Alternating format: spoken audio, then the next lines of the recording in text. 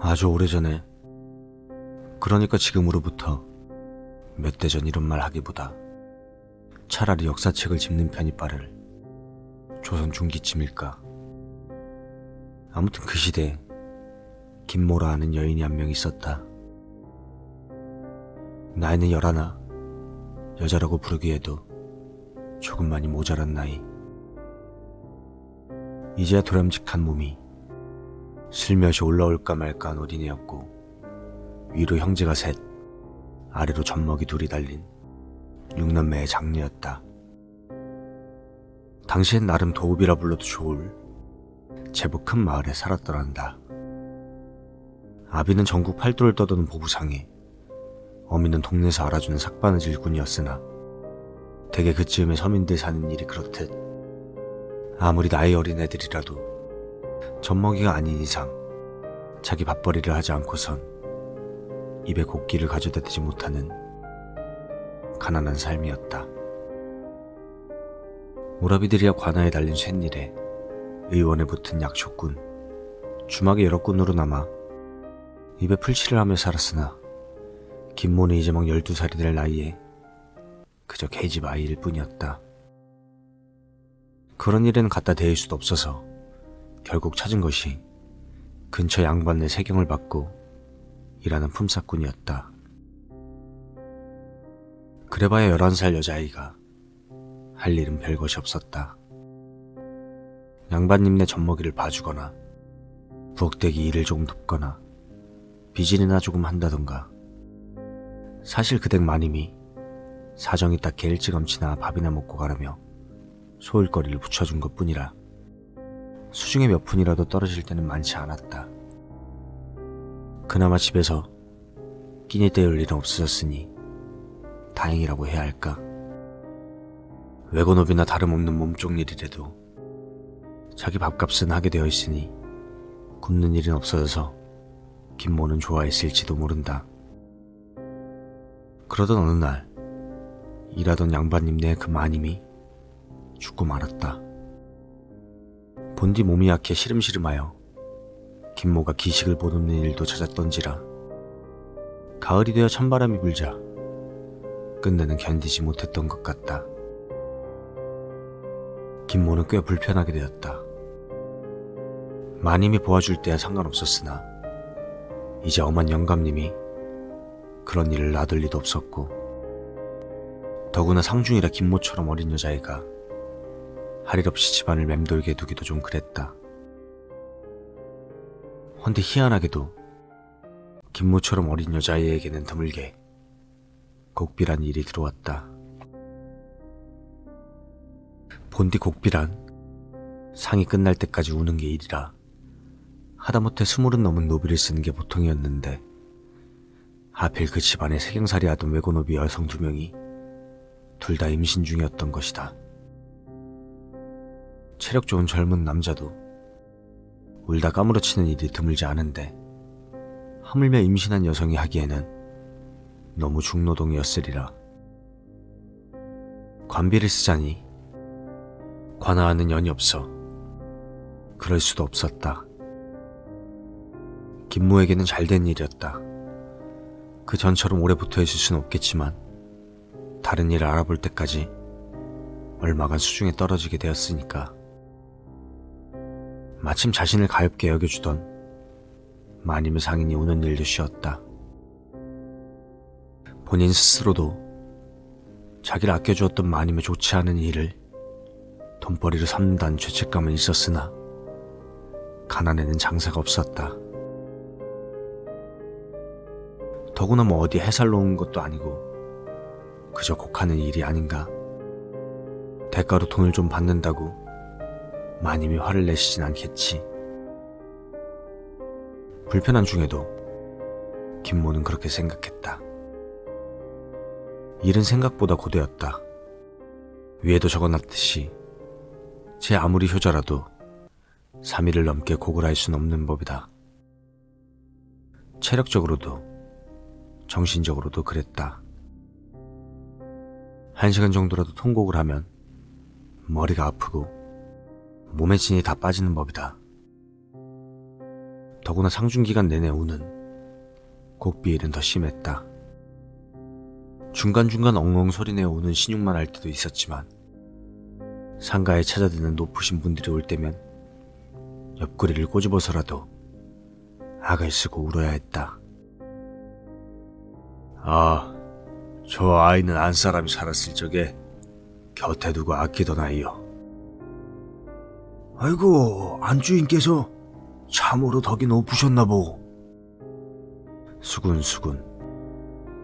그녀는 말하자면 이미 죽은 마님의 명예를 드높이기 위한 장신구 같은 거였다. 관에 올리는 꽃과 비슷한 것. 그렇게 이틀이 지나자 집에 갈 적이 되면 몸에 힘이 안 들어갈 지경이었다. 김모는 어질어질한 머리를 붙잡고 퉁퉁 붓고 열이 나는 얼굴을 감싸준 채 대감댁 문을 나섰다. 부엌 일을 돌보던 둘째 며느리가 남은 음식들을 좀 싸주었기에 그날은 힘들고 고된 와중에도 기운이 조금 났다. 추수철 직전이라 곡기가 끊어져가는 집이 많았고 김모의 집도 마찬가지였던 것이다. 오랜만에 가족들과 기름칠을 좀 하겠구나 싶어 뿌듯하던 무렵 느닷없이 골목에서 손이 튀어나왔다.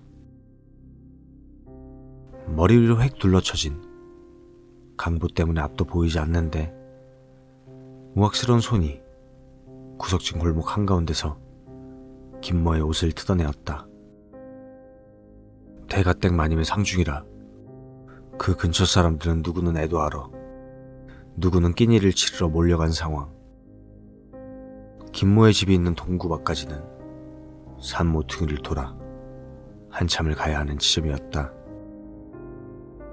김모는 소리를 지르며 반항하였으나 두세 명은 될 법한 손들은 그녀를 거칠게 휘둘렀다. 하물며 이제 겨우 12살도 안 된 어린 여자아이의 몸. 무의미한 일이었다. 곧 그녀의 반항이 잦아들자 결국 일이 벌어지고 말았다. 그로부터 몇 시간이 지났을까. 우악스러운 일에 정신을 잃었던 김모가 깨어났을 때는 이미 날이 저물고 있었다. 김모는 울었다. 흙투성이의 적동색 치맛자락이며 바닥에는 핏물이 도듬어졌다. 댕기머리는 다 풀어져서 산발. 음식을 싸들었던 강보는 저 한 구석에 내팽개쳐서 파리가 꿰어 있었다. 한참을 울던 그녀는 손에 쥔 것을 보았다. 난리를 피우던 와중에 쥐어뜯었는지 너덜너덜한 천조각으로 보이는 그것은 백립의 끈이었다. 다음 날도 김모는 대가댁에 나갔다. 그녀의 눈은 전에 없이 어두웠고 나름 재기가 있어 손윗사람의 사랑을 받던 태도도 사라졌다. 그날은 그 전날과는 아주 많이 다른 그런 날이었으니까. 하인 몇이 수군거리는 가운데 그녀는 일을 시작했다. 그녀와 마찬가지로 통곡도 전날과는 달랐다. 어린아이답게 앵앵 우는 소리가 아니라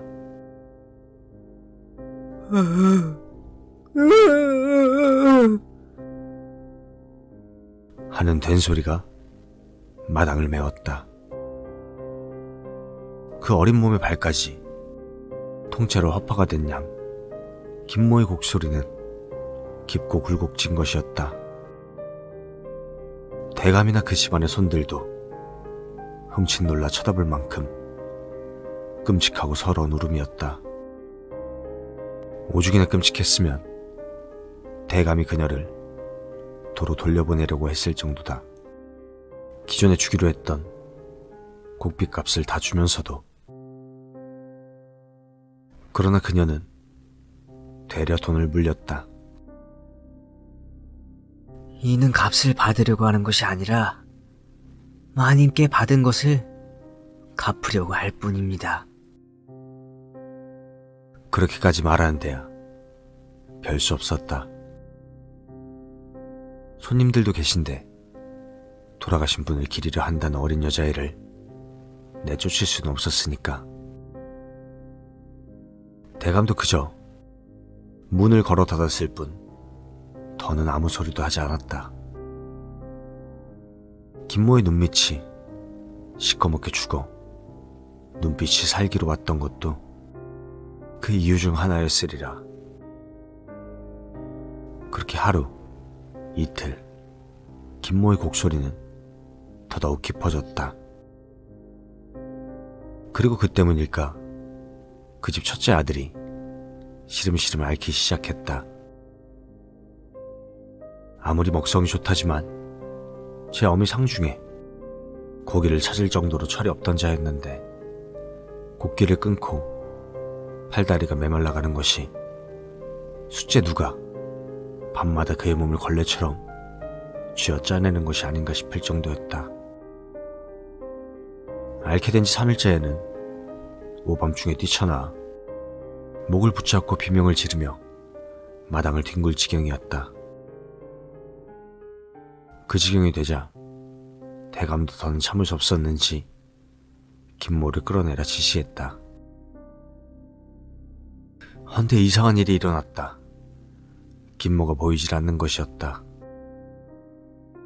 분명 곡소리는 들리는데 그 곡소리가 너무 커서 물을 담아놓은 물동이가 흔들릴 정도였다. 어억 하는 송곡소리가 대감댁을 우렁우렁 울리는데도 김모는 어디에도 보이질 않았다. 곧 대감의 명을 받고 머슴들이 김모의 집으로 향했다.